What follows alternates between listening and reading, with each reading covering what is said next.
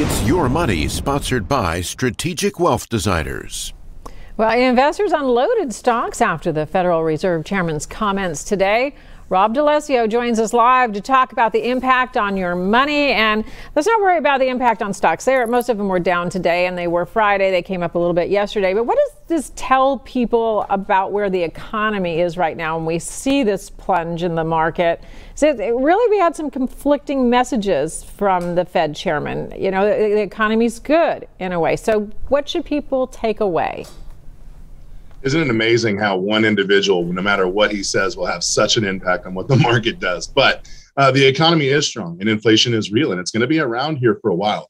But what the impact on the market indicates is that when it's this volatile, it shows that the market is really, really fragile. So you got to wrap your mind around getting assets moving in different directions.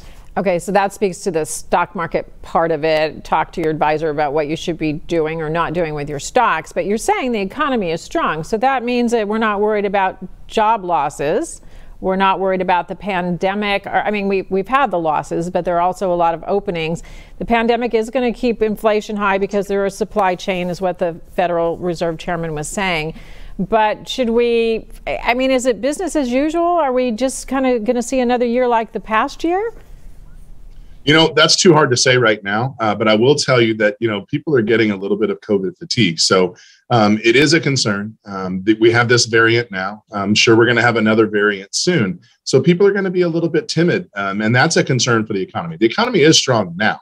What the concern is what it's going to do in the future if there are other shutdowns or things like that. Are people going to pull back on their spending? And if that's the case, supply chain issues or not, that's an issue. They might pull back, and real quick, they might pull back on spending, but we're also getting COVID fatigue in terms of shutdown. So I don't think we're going to see that. Do you? I don't see that happening again moving forward. I think obviously we still need to be careful. We need to be safe.